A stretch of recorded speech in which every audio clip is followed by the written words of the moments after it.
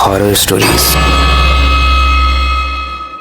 बिहार के एक ब्यूटीफुल से गांव मधुबनी तालाब के पास आलोक नाम का एक इलेक्ट्रिशियन पोल पर सीसीटीवी कैमरा इंस्टॉल कर रहा था। वो मन ही मन में सोच रहा था, ये इंस्पेक्टर साहब ना चैन से जीने नहीं देते। मैंने कहा था कि मैं सुबह कैमरा लगा दूंगा, लेकिन वो जिद करके अभी कैमरा लगवा रहे हैं। कैमरा इंस्टॉल करते करते कब शाम हो गई उसे अंदाजा भी नहीं हुआ। तभी सीन में एक ट्विस्ट आता है। आलोक देखता है कि सामने से एक बस आ रही है और उसकी रफ्तार इतनी ज्यादा तेज थी कि आलोक के पास इतना भी टाइम नहीं था कि वो नीचे उतर पाए। और तेज रफ्तार होने की वजह से वो बस आकर पोल पर टकरा जाती है, जिसकी वजह से आलोक उस एक्सीडेंट से झटका खाकर पोल के पास के तालाब में गिर जाता है। गाइस, जब आलोक उस एक्सीडेंट से झटका खाकर उस पानी में गिरता है, उस तालाब में गिरता है, तो उस तालाब में गिरने के बाद उसे ऐसा फील होता है जैसे बहुत सारे लोग उसे उस तालाब के नीचे खींच रहे हैं, जबकि दिख कोई नहीं रहा था। आलोक के घर में आलोक का बहुत ही देर से इंतजार हो रहा था। अब आलोक के ना पहुंचने पे उसके घर वाले पुलिस से कंप्लेन करते हैं और सुबह जब पुलिस उस तालाब के पास आती है तो वहाँ गांव का मुखिया था जो ऑलरेडी खड़ा था, और वो पुलिस वाले से ऐसा कहता है, मुझे पता है यही होता रहेगा और तब तक होता रहेगा जब तक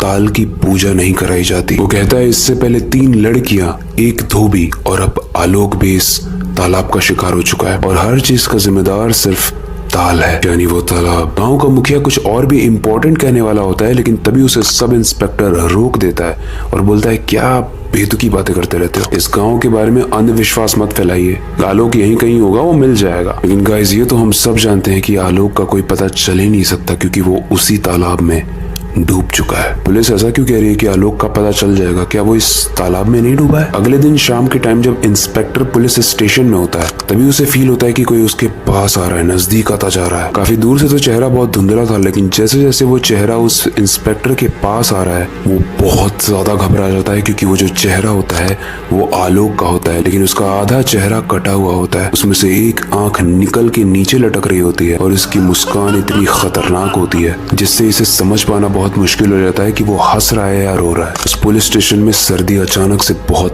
तेज बढ़ने लगती है। इंस्पेक्टर काफी डरा हुआ था, लेकिन उसे लगा कि वहां से भागना समझदारी नहीं है, तो वो आलोक से बात करता है कि तुम कैसे हो और तुम अब तक कहाँ थे? आलोक बोलता है, मुझे एक रिपोर्ट लिखवानी है उस तालाब के खिलाफ। और इतना कहने के बाद आलोक वापस से वहां से जाने लगता है। इंस्पेक्टर उसका पीछा करता है, लेकिन वो ये देखता है कि आलोक तो वापस से उसी तालाब के अंदर जा रहा है, वो भी बिना अपने पैरों को चलाए हुए। जैसे जैसे आलोक उस तालाब के पास जा रहा था और धीरे धीरे अंदर जाने लगा, तो पुलिस इंस्पेक्टर उसका पीछा करता है और वो बोलता है कि हम सब तुमको लेकर परेशान है, तुम प्लीज तालाब के अंदर वापस मत जाओ। लेकिन आलोक पर पुलिस की बातों का कोई भी इफेक्ट नहीं होता है और वो तालाब के अंदर जाता है और देखते ही देखते वो तालाब के अंदर गायब हो जाता है। जब आलोक उस तालाब में गायब होता है तो इंस्पेक्टर को लगता है कि उस तालाब में आलोक को किसी ने खींचा, यानी ड्रैग करके गायब किया। तो पैनिक होकर इंस्पेक्टर बहुत गोलियां चलाता है वहां, लेकिन अंधेरे में दिखता नहीं है कि वो गोली कहाँ जा रही है, किस पे चल रही है। उस तालाब के बारे में कहा जाता है कि जो भी रात में उस तालाब के पास जाता है वो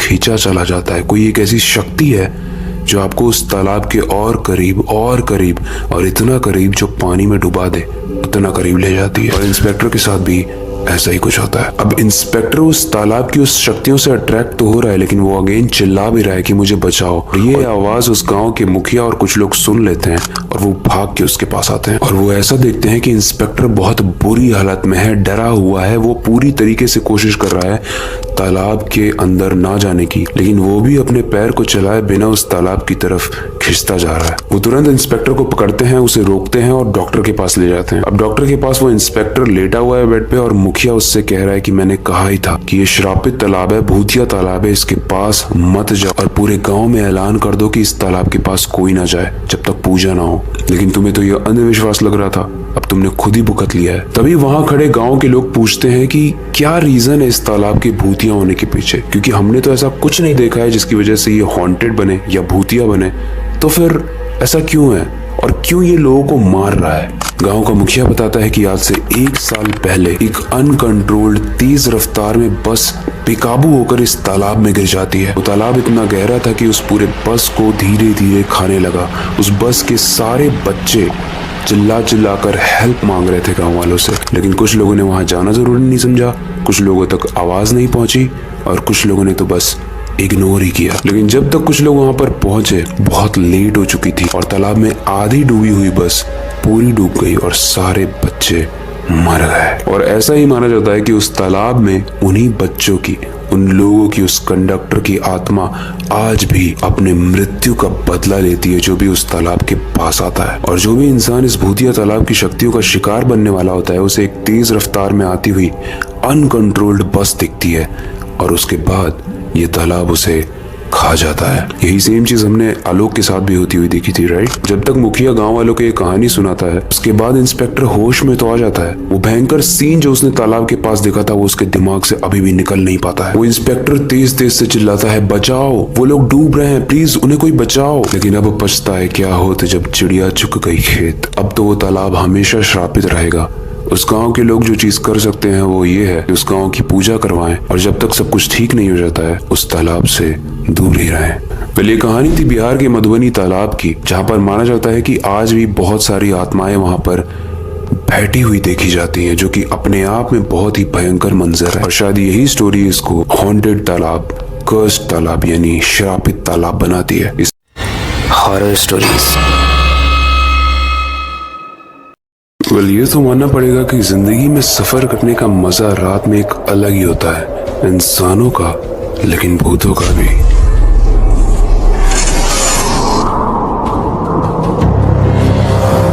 अब अपनी जिंदगी में कभी ना कभी रात में घूमने जरूर गए होंगे, लेकिन इस बात का आपको भी अंदाजा नहीं होगा कि आपके आसपास कोई भी हो सकता है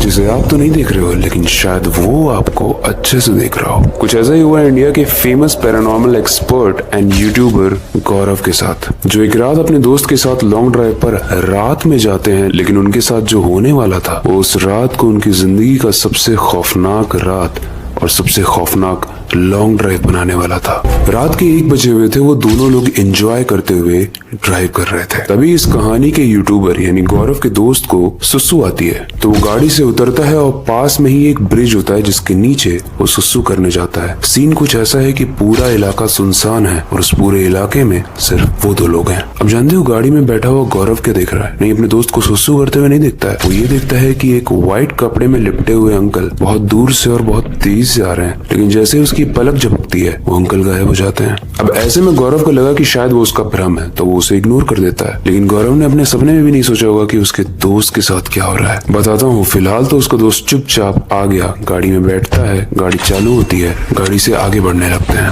काली अंधेरी रात थी और एक बोर्ड लगा था जो इतना छोटा था, जो वहाँ के कालेपन में बहुत धुंधला दिख रहा था, लेकिन उस पर लिखा हुआ था कि ये तांत्रिकों का गाँव है और यहाँ पर आना मना है, क्योंकि यहाँ पर हजारों और लाखों लोगों की आत्माएं भटकती हैं। सोचो, एक ऐसा गांव जो सिर्फ आत्माओं का गांव है और वहाँ पर बोर्ड भी ऐसा लगा हुआ है। और वो जो वार्निंग वाला बोर्ड लगा हुआ था, वहाँ से 2 रास्ते निकलते थे, एक तो लेफ्ट और एक राइट। जो लेफ्ट वाला रास्ता था वहाँ पर बोर्ड लगा हुआ था और जो राइट वाला रास्ता था वहाँ पर बोर्ड तो नहीं लगा था, लेकिन वो रास्ता बड़ा खराब था देखने में। तो गौरव और उसका दोस्त वो रास्ता चुनता है जो दिखने में अच्छा है लेकिन थोड़ा सा डरावना है, क्योंकि वहीं पर बोर्ड भी लगा था। वो रास्ते में आगे बढ़ते हैं, तभी एक बोर्ड आता है और गौरव का दोस्त कार से ये कह रहा है कि ब्रिज के ऊपर मुझे 12 लोग खड़े हुए दिख रहे हैं, ये रास्ता छोड़ते हैं, वापस से चलो। बट गौरव को कुछ नहीं दिख रहा है, कोई भी नहीं दिख रहा ब्रिज के ऊपर खड़ा हुआ। अब गौरव को कुछ दिख तो नहीं रहा है, लेकिन उसे याद आता है, क्योंकि वो पैरानॉर्मल एक्सपर्ट है, तो उसने कहानियां पढ़ी हैं कि इस ब्रिज के नीचे 12 बजे के बाद नहीं जाना चाहिए। लेकिन वो कहते हैं ना, जब तक किसी इंसान को ये चीजें एक्सपीरियंस नहीं होती है वो इन चीजों पर विश्वास नहीं करता है। और गौरव भी कुछ ऐसा ही था, वो इस चीज को इग्नोर करता है। उसने बोला है मैंने पढ़ा तो है बट ऐसा कुछ दिख तो नहीं रहा है, आगे बढ़ते हैं। गौरव उस ब्रिज को क्रॉस करने की सोचता ही है, लेकिन तभी वो देखता है कि उसकी कार से धुआं निकलने लगता है आगे से और उसकी कार एकदम ठप पड़ जाती है। यहाँ सोचने की बात यह है कि उसकी कार आज तक कभी खराब नहीं हुई थी, क्योंकि वो अपने कार को बहुत मेंटेन करके रखता था, क्योंकि भाई वो ऐसी ही जगहों पे जाता था, वो किसी भ्रम का शिकार नहीं होना चाहता था। लेकिन आज उसकी कार खराब हुई, लेकिन आगे नहीं बढ़ रही थी। मतलब सब कुछ प्रॉपर हो गया है लेकिन कार आगे नहीं बढ़ रही है, जैसे कोई रोक रहा है उसे। तभी वो एक चीज नोटिस करता है कि शिवम यानी जो गौरव का दोस्त कार में बैठा हुआ था, वो जब से ब्रिज के पास से सुसु करके आया है उसकी आवाज थोड़ी बदली हुई लग रही है, यानी ऐसी आवाज जिसमें मेल और फीमेल दोनों की ही वॉइस मिक्स हो और तब कोई बोल रहा हो, जो हमने हॉरर मूवीज में तो सुना ही है, बहुत डरावनी लगती है। उसने नहीं सोचा था कि उसका दोस्त सुसु करने के बाद इतना चेंज हो जाएगा। अब वो शिवम की आवाज को लेके सस्पिशियस तो था, डाउट में तो था कि कुछ तो चेंज हुआ है, लेकिन धीरे धीरे उसकी आवाज जब पूरी चेंज होने लगी और शिवम से हल्की हल्की स्मेल आने लगी जो कि एक मुर्दे से आती है, तो गौरव काफी घबरा गया और उसने कार के अंदर की लाइट ऑन की। और जैसे ही उसने लाइट ऑन की तो वो देखता है कि उसके दोस्त का फेस पूरी तरीके से ब्लू पड़ चुका है, प्योर नीला फेस जो किसी इंसान का नहीं होता है, एटलीस्ट जिंदा इंसान का। उसकी आंखें पूरी तरीके से रेड हो चुकी थी और उसके फेस के एक्सप्रेशंस सेकंड्स में बदल रहे थे। कभी हंस रहा है, कभी रो रहा है, कभी वो दुखी है, कभी खुश है, कभी किसी लड़के की आवाज निकाल रहा है, कभी किसी लड़की की आवाज निकाल रहा है, जो बोलने में तो बहुत फनी लग रहा है, लेकिन वहां उस सिचुएशन में जो होगा उसके लिए ये बहुत ज्यादा डरावनी बात है, राइट। ये देखते ही गौरव बहुत डर जाता है और कार से बहुत पैनिक सिचुएशन में बाहर निकलता है। वो बहुत घबराया हुआ होता है।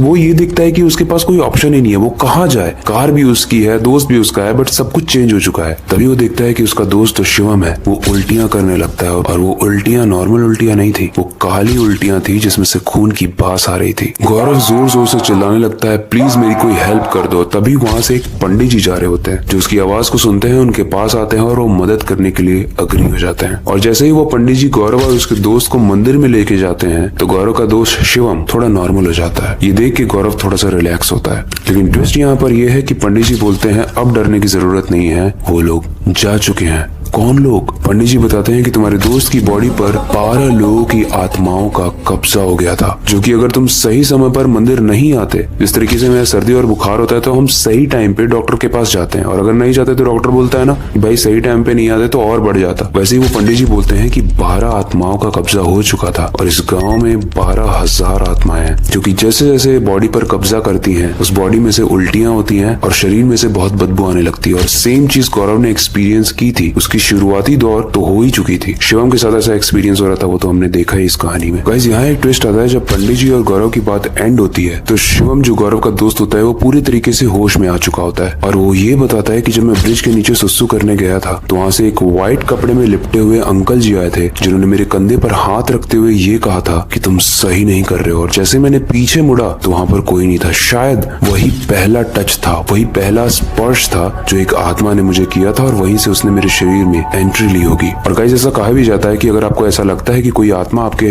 शरीर पर हाथ रख रही है तो हो सकता है आपके शरीर में प्रवेश करना चाहती है, और ऐसे केस में आप पीछे मुड़कर बिल्कुल मत देखना। गाइस ये कहानी थी गौरव की, जो कि एक रियल एक्सपीरियंस है। पहले आपको ये स्टोरी कैसी लगी और इससे रिलेटेड कोई भी फीडबैक हो तो कमेंट सेक्शन में जरूर देना। अंत में यही कहना चाहूंगा कि अपनी क्यूरियोसिटी को डाय मत होने देना, नई चीजें सीखते रहना, और वीडियो देखने के बाद अपने बेड के नीचे और खिड़की के बाहर जरूर देख लेना, शायद कोई खड़ा हो।